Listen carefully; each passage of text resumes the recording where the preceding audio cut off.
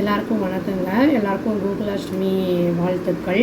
அப்புறம் வந்து international talk டேங்க. அதாவது பெட்ஸை வந்து நம்ம எப்படி வந்து கேர் எடுக்கலாம் அப்படிங்கிறத பற்றி ஒரு சில விஷயங்கள் எனக்கு தெரிஞ்சதை நான் சொல்கிறேன். வாங்க வீடியோக்குள்ளே போகலாம்.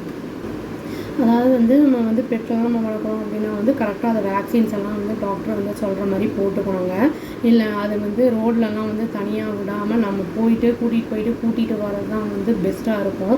ஏன்னா வந்து ஏதாவது நாயோ இல்லாட்டி வேறு ஏதாவது வந்து கடிச்சிருச்சு அப்படின்னா வந்து அதுங்களுக்கு இன்ஃபெக்ஷன்லாம் வந்துடும்.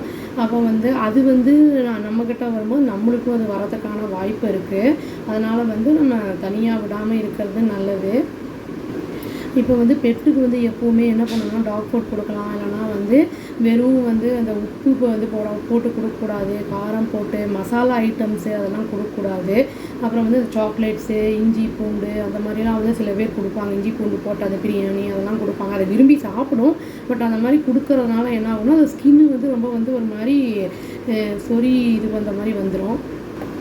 அப்புறம் வந்து அதுங்களுக்கு வந்து ஒரு சீசனில் வந்து பாரோ அப்படிங்கிறது வந்து வரும். அதாவது ஃபீவர் மாதிரி இருக்கும், வாந்தி எடுக்கும். அந்த மாதிரிலாம் இருந்தால் நம்ம கேர்லெஸ்ஸாக இருக்கக்கூடாது.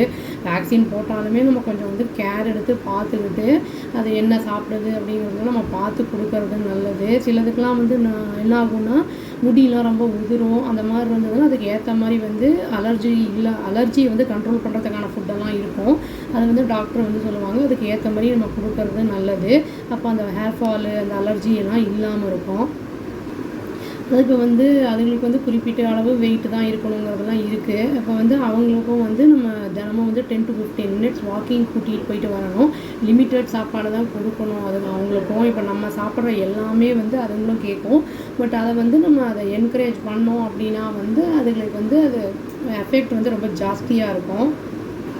நிறைய ஃபாரின் டாக்ஸ், ப்ரீட் டாக்ஸ் எல்லாம் இருக்குது. அதில் வந்து கொஞ்சம் ரொம்ப டேஞ்சரான டாக் வந்து உங்களுக்கு ராட்வீலர் தான். அதாவது வந்து அது வந்து ஃபாரஸ்ட் ஏரியா அந்த மாதிரி இருக்கக்கூடியது. அந்த மாதிரி டாக்ஸ் எல்லாம் நம்ம ரோட்டில் கண்டிப்பாக வெளியில் விடவே கூடாது. அதை வந்து பார்த்து, ஏன்னா வந்து குழந்தைங்க இருக்கும், மக்கள்லாம் இருப்பாங்க, போயிட்டு வந்துக்கிட்டு இருப்பாங்க. மற்ற நாய் ஸ்ட்ரே டாக்ஸ் எல்லாம் கூட இருக்கும். பார்க்கில் வந்து உள்ளுக்குள்ளே போய் வந்து ஏதோ குழந்தைய ஏதோ கடிச்சிட்டு நியூஸ் எல்லாம் வந்தது. அந்த மாதிரிலாம் வந்து இல்லாமல் நம்ம ப்ராப்பர் கேர் எடுத்துக்கிட்டோம்னா அதோட லைஃப்பை வந்து நம்ம இன்னி கொஞ்சம் வந்து கூடுதலாக ஆக்கலாம். ப்ராப்பராக கேர் எடுத்துக்கிட்டோம்னா இப்போ வந்து நம்மளுக்கு டாக்ஸுக்கு வந்து எப்போவுமே நம்ம கரெக்டாக வந்து ட்ரெயின் பண்ணிட்டோம் அப்படின்னா அதுங்க எல்லாமே கரெக்டாக நம்ம சொல்கிறத செய்யும்.